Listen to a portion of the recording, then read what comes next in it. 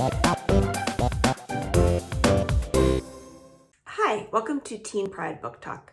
My name is Lucy, and this is the program on AADL TV, where each episode I take a little bit of time to tell you about a young adult book that is both inclusive of and representative of folks in the LGBTQIA plus community. So the book that I am going to be telling you about today is called It's Not Like It's a Secret by Misa Sugiura. This is the story of 16-year-old Sana Kiyohara. She is a Japanese American girl who has been living in Milwaukee, Wisconsin, and all of a sudden her parents tell her they are moving to California, the Silicon Valley area. And she is not expecting this at all. So it's not the greatest news for her. But in the end, this move is a really good one for Sana.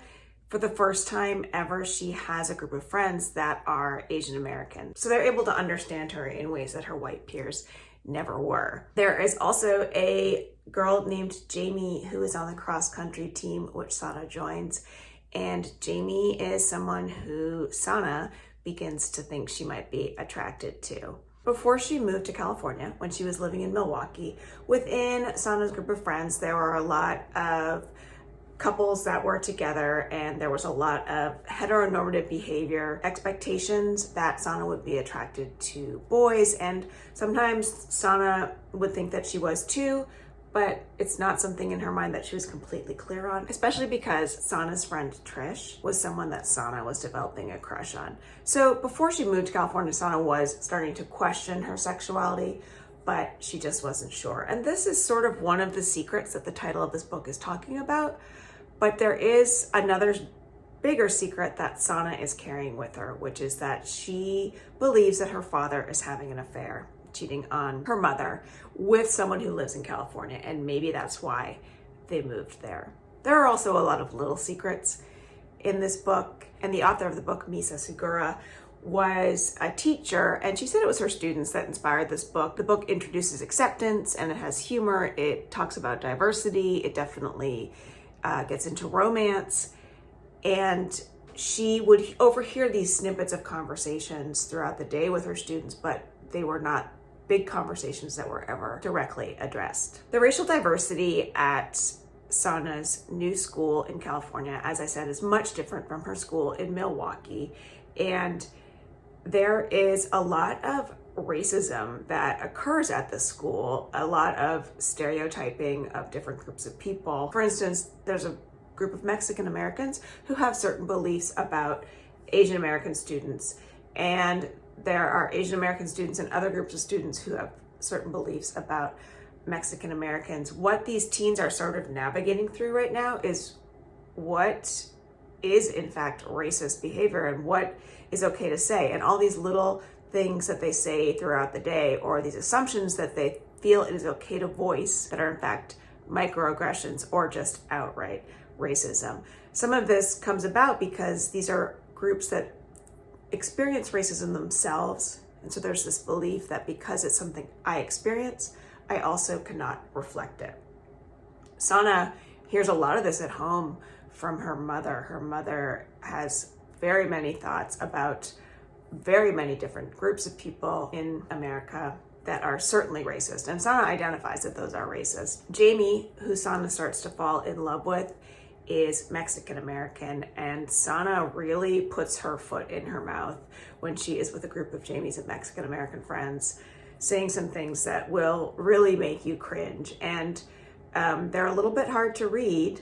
But I think that this book does a good job facing this head on, and it calls it out, and Jamie's friends call out Sana's behavior. And so the book consistently is pointing out and calling out this racism in casual ways and in other ways. As Sana gets to know Jamie better and they become closer, they both end up keeping some secrets from each other. Some have to do with old relationships, some have to do with new friendships. For Sana, a lot of it is still an investigation of her sexuality. Also, Sana is non-confrontational, and this creates more secrets for her. She has trouble giving an outright no. She doesn't want to hurt people's feelings, which she ends up doing anyway. But she gets herself into some situations that are interpreted in a way that's pretty harmful to hers and Jamie's relationship. So this book, which on the outset seems like it's going to be this sweet romance between these two girls is actually a pretty messy book filled with difficult discussions around sexuality, around race, around racism, around parental expectations. And I think that the awkwardness in this book is definitely one of the strengths in the book. It's very realistic to see a group of teens trying to stumble their way through these conversations and to figure out the right way to connect with each other and the right balance of how much to try to live up to their parents' expectations and try to become their own person outside of those expectations. Sana has a strong core group of friends in California, all of whom are Asian American like she is.